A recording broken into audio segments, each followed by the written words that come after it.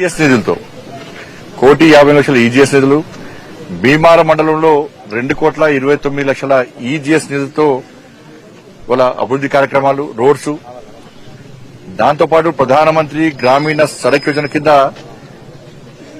దమ్మన్నపేట్ to Kacharam via Kalvakota Rangapur వరకు 2,47,00,000తోని ఇవాళ ఆ రోడ్డు పనులను ఇవాళ ప్రారంభించడం జరిగింది. దానిలో బ్రిడ్జ్ కూడా 1,80,00,000 బ్రిడ్జ్, 1,80,00,000 బ్రిడ్జ్. దాంతోపాటు ఎంపీ ల్యాడ్స్ దాదాపు 50,00,000తోని ఎంపీ ల్యాడ్స్ కూడా ఇలా అంతర్గత రోడ్లను, మిగతా రోడ్లను కూడా ఈరోజు ప్రారంభించుకోవడానికి ఈరోజు రావడం జరిగింది.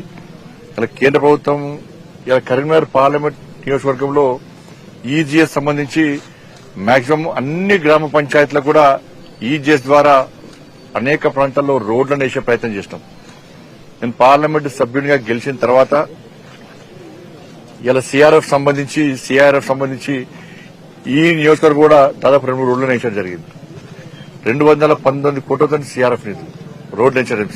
సిఆర్ఎఫ్ నిధులతో ఈజీఎస్ నిధులతో దాదాపు అన్ని గ్రామ పంచాయతీలకు కూడా ఈజీఎస్ నిధులిచ్చి రోడ్లను వేయించే ప్రయత్నం చేయడం జరుగుతున్నది.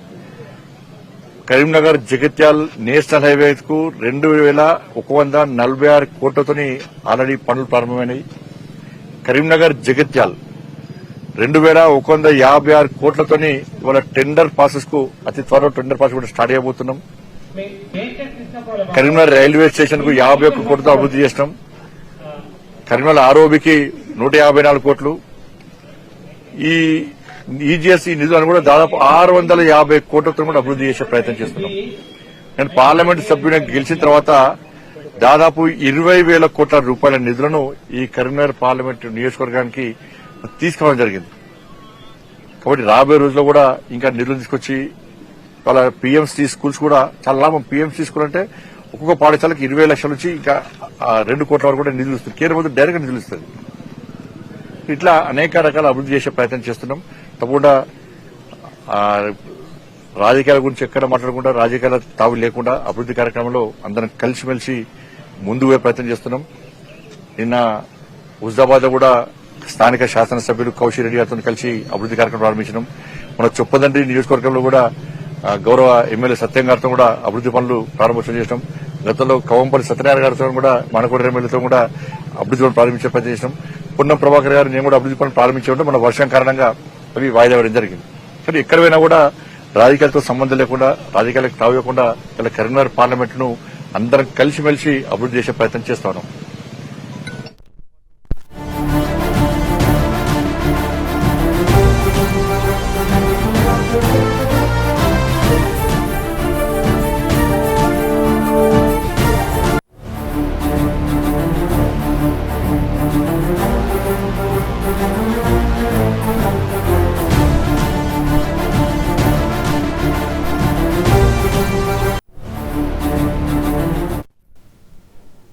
కేంద్ర హోంశాఖ సహాయ మంత్రి బండి సంజయ్ సంచలన వ్యాఖ్యలు చేశారు. ఏబిఎన్ కార్యాలయం మీద దాడి చేస్తే ఊరుకునేది లేదని ఆయన గట్టిగా హెచ్చరించారు. 2 గంటల్లో టీ న్యూస్ కార్యాలయంపై దాడి చేయాలని బీజీవైఎం కార్యకర్తలకు బీజేపీ అధ్యక్షులు ఆదేశాలిచ్చారన్నారు. ఏబిఎన్ కు బీజేపీ అండగా ఉంటుందని బండి సంజయ్ తెలిపారు. రైట్, ఇక ఇదే అంశానికి సంబంధించి మా కరెస్పాండెంట్ రామకృష్ణ మరింత సమాచారాన్ని అందిస్తారు. రామకృష్ణ. జగిత్యాల జిల్లా మేడిపల్లి మండలంలో జరిగినటువంటి పలు అభివృద్ధి పనుల శంకుస్థాపన కార్యక్రమానికి కేంద్ర హోంశాఖ సహాయ మంత్రి కరీంనగర్ ఎంపీ బండి సంజయ్ హాజరయ్యారు. ఆ శంకుస్థాపన తర్వాత ఆయన మీడియాతో మాట్లాడుతూ ఈ మీడియా పైన దాడుల అంశం గురించి ప్రస్తావించడం జరిగింది. ముఖ్యంగా గతంలో జరిగినటువంటి మహా టీవీ, అదేవిధంగా ఈ రోజు ఏవిఎన్ పై దాడి చేస్తామని బీఆర్ఎస్ హెచ్చరికల నేపథ్యంలో ఈ అంశంపై ఆయన ఘాటుగా స్పందించడం జరిగింది.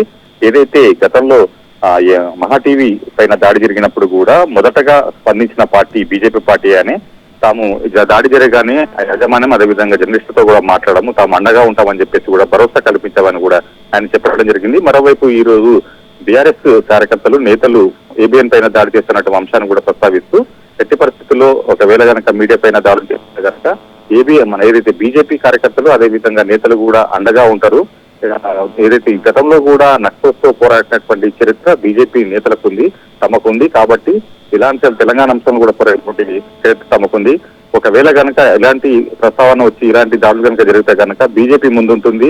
ఎలా అదే విధంగా బీజేపీకి సంబంధించినటువంటి కేసీఆర్ కేసులపై దీనిపైన సమాధానం చెప్పాలి. ఈ రకంగా ఈ తమ క్యాడర్ ను ప్రోత్సహిస్తే గనక ఊరుకునేది లేదు. వాళ్ళకు గట్టి సమాధానం చెప్తాను కూడా ఆయన ఘాటుగా స్పందించడం జరిగింది. మరోవైపు ఒకప్పుడు తెలంగాణ ఉద్యమంలో వీటి ఈ బీఆర్ఎస్ కు అనుకూలంగా వివరించినటువంటి తానులపైన ఈ రోజు కక్ష కట్టి ఈ రకంగా చేయడం సబబు కాదంటూ కూడా ఆయన చెప్పారు. అయితే రామకృష్ణ, ఇప్పుడు మనం చూసుకుంటే మొన్నటికి మొన్న మహా న్యూస్ పై దాడి చేశారు. ఇప్పుడు అలాగే ఏబిఎన్ పైన కూడా దాడి చేస్తామంటూ ట్విట్టర్ లో ఒక పోస్ట్ చేసి ఆ పోస్ట్ ని కూడా డిలీట్ చేసినట్టుగా తెలుస్తుంది. అంటే దీన్ని మనం ఎలా చూడొచ్చు అంటారు? ఒకవైపు ఏదైతే మీడియా పైన దాడుల అంశాన్ని ఒక బీఆర్ఎస్ ఏదైతే ఉందో తెలంగాణ అంశంతో ముడిపెట్టుకున్నటువంటి సందర్భంలో ఒకప్పుడు తెలంగాణ అనేది ఒక ఉద్యమం అనేది జరిగిపోయింది. తెలంగాణ రాష్ట్ర సాకారమైన తర్వాత రాష్ట్ర అభివృద్ధి పైన ఇప్పుడు అన్ని పార్టీలు మాట్లాడాల్సింది. అదేవిధంగా ప్రభుత్వం కూడా అదే దిశగా పయనిస్తున్నటువంటి నేపథ్యంలో మరోసారి తెలంగాణ సెంటిమెంట్ రెచ్చగొట్టి బీఆర్ఎస్ లబ్ధి పొందినటువంటి అంశంలో ఇలాంటి రకమైనటువంటి వ్యాఖ్యలు చేస్తున్నటువంటి అభిప్రాయపడుతున్నటువంటి ఏదైతే బీజేపీ ఈ రోజు ఈ అంశం పైన ముఖ్యంగా ప్రస్తావించింది. ఎందుకంటే ఇప్పుడు ప్రజలందరూ కూడా అభివృద్ధి వైపు చూస్తున్నారు కానీ సెంటిమెంట్ వైపు కాదు. కానీ మళ్ళీ బీఆర్ఎస్ ఆ రకంగా రెచ్చగొట్టడం సరికాదంటూ కూడా మాట్లాడడం జరిగింది. మొత్తంగా మహా టీవీ మీద అదేవిధంగా ఈ పైన జరుగుతున్నటువంటి ఈ దాడుల అంశం పైన కూడా కేంద్ర మంత్రి మాట్లాడుతూ కూడా ఎట్టి పరిస్థితుల్లో దాడి కనుక చేస్తే కనుక బీజేపీ రాష్ట్రంలో ఉన్నటువంటి క్యాడర్ అంతా కూడా ముందుండి తాము అడ్డుకుంటాం, అదేవిధంగా అండగా ఉంటామని చెప్పేసి కూడా ఆయన భరోసా ఇవ్వడం జరిగింది. Right, thank you Ramakrishna.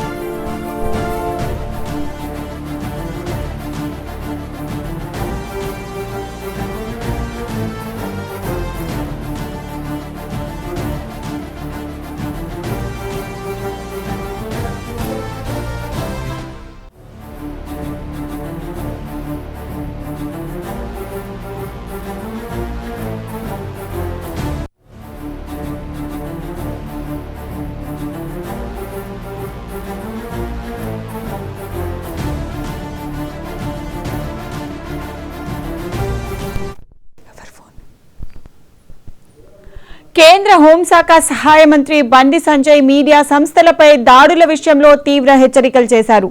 ABN కార్యాలయంపై దాడి జరిగితే 2 గంటల్లో టీ న్యూస్ కార్యాలయంపై దాడి చేయాలని బీజీవైఎం కార్యకర్తలకు బీజేపీ రాష్ట్ర అధ్యక్షులు రామచంద్రరావు ఆదేశించారని బండి సంజయ్ ప్రకటించారు. ఏబిఎన్ కు బీజేపీ పూర్తిగా అండగా నిలుస్తుందని బండి సంజయ్ స్పష్టం చేశారు. కేసీఆర్, కేటీఆర్ల డ్రామాలను కట్టిపెట్టాలని ఆయన డిమాండ్ చేశారు. గతంలో మహా న్యూస్ కార్యాలయంపై దాడి జరిగినప్పుడే ప్రభుత్వం కఠినంగా వ్యవహరించి ఉంటే ఇప్పుడు మీడియా సంస్థలపై దాడులు చేస్తామని ఎవరు బెదిరించే సాహసం చేసేవారు కాదని బండి సంజయ్ అభిప్రాయపడ్డారు. రైట్, ఇదే అంశానికి సంబంధించి మా కరెస్పాండెంట్ సుచిత మరింత సమాచారాన్ని అందిస్తారు. సుచిత, పొద్దు నుంచి ఏదైతే ఏబిఎన్ ఆంధ్రజ్యోతి పేపర్ ఆఫీస్, అలాగే ఏబిఎన్ శాటిలైట్ ఆఫీస్, అలాగే రాధాకృష్ణ గారి ఇంటి దగ్గర, మొత్తం ఏబిఎన్ రాధాకృష్ణ ఇంటి దగ్గర ఏదైతే పొద్దు నుంచి బందోబస్తు ఉందో అదంతా కూడా వచ్చిన ఒక బెదిరింపు కాల్ వల్లే అని చెప్పేసి డీసీపీ చెప్పడం జరిగింది. అయితే దీనిలో భాగంగా అయితే కేంద్ర హోంశాఖ మంత్రి బండి సంజయ్ కూడా దీని మీద సంచలన వ్యాఖ్యలు చేయడం జరిగింది.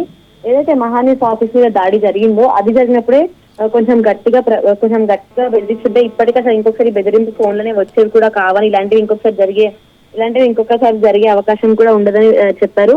అలాగే ఇప్పుడు ఏబిఎన్ ఆఫీస్ మీద కనుక దాడి జరిగిన 2 గంటల్లోనే టీ న్యూస్ ఆఫీస్ మీద దాడి చేయాలని చెప్పి బీజేపీ తెలంగాణ రాష్ట్ర అధ్యక్షుడు రామచంద్రరావు గారు బీజేవైఎం కార్యకర్తలకు కూడా సూచించారని చెప్పారు. అంటే పూర్తిగా ఇప్పుడు కేసీఆర్ చేసే డ్రామాలు ఇంతటితో ఆగాలని కూడా చెప్పారు. అలాగే ఏబిఎన్ వాళ్ళకి బండి సంజయ్తో పాటు బీజేపీ కూడా అండగా ఉంటుందని కూడా చెప్పుకొచ్చారు. అదే పూర్తిగా వాళ్ళు రాసిన ఒక ఆర్టికల్, అంటే తెలంగాణ బీఆర్ఎస్ జాగిరా అని చెప్పి వాళ్ళు రాసిన ఒక ఆర్టికల్ ఆధారంగా అయితే ఇదంతా జరిగిందని చెప్పుకోవాలి. రాసిన ఆర్టికల్లో కూడా ఇప్పుడు రాబోయే స్థానిక ఎన్నికల్లో తెలంగాణ వ్యాప్తంగా మొత్తం అసలు బీఆర్ఎస్ గెలవాలి అన్న వ్యూహంతో అయితే వాళ్ళు ఒక తెలంగాణని ఒక సెంటిమెంట్ చూపించి ముందుకెళ్తున్నారు అన్న కోణంలో అయితే ఆర్టికల్ రాయడం జరిగింది. అలాగే ఏదైతే బీఆర్ఎస్ నాయకులు కానీ బీఆర్ఎస్ కార్యకర్తలు కానీ ముందు నుంచి కూడా తెలంగాణ ప్రాంతీయవాదం చూపించి తెలంగాణ ప్రజల్లో అది ఒక సెంటిమెంట్ గా చూపించి అయితే ఇప్పుడు రాబోయే స్థానిక సర్పంచ్ ఎలక్షన్స్ కానీ జిహెచ్ఎంసీ ఎలక్షన్స్ కానీ ఏవైతే ఉన్నాయో వాటిలో తెలంగాణ వ్యాప్తంగా బీఆర్ఎస్ గెలవడమే వాళ్ళ అజెండాగా అయితే ముందుకెళ్ళడానికి ఇట్లాంటివి చేస్తున్నారు అన్న కోణంలో అయితే వాళ్ళు రాసిన ఆర్టికల్ ఏదైతే తెలంగాణ బీఆర్ఎస్ జాగీర్ అని చెప్పి రాసిన ఆర్టికల్ ఉందో దానిలో చెప్పడం జరిగింది. దాన్ని బేస్ చేసుకుని అయితే మొత్తానికి వాళ్ళకి బెదిరింపు కాల్స్ కూడా వచ్చాయన్నట్టుగా తెలుస్తుంది. దానిలో భాగంగా డీసీపీ దాదాపుగా ABN paper office, ABN satellite office, అలాగే దగ్గర కూడా పూర్తి స్థాయిలో బందోబస్తు ఏర్పాటు చేయడం జరిగింది. దాదాపుగా ఒక 100 నుంచి 120 మంది వరకు కూడా బందోబస్తు రావడం జరిగింది.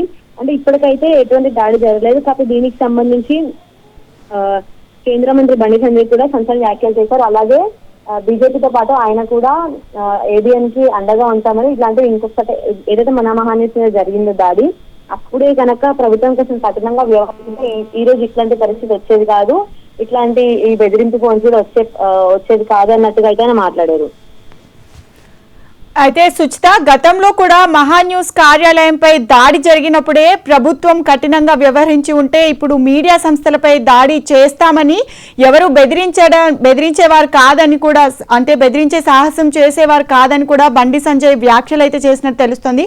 అంటే నిన్న మహాన్యూస్, ఈ రోజు ఏబిఎన్, రేపు మరొక ఛానల్, అంటే ఇట్లా ఎన్ని ఛానల్స్ ని వీళ్ళు ఇట్లా బెదిరిస్తూ వెళ్తారు అని అనుకోవచ్చు. అలాగే బండి సంజయ్ చేసిన వ్యాఖ్యల్ని కూడా మనం ఎంతవరకు తీసుకోవచ్చు అంటారు?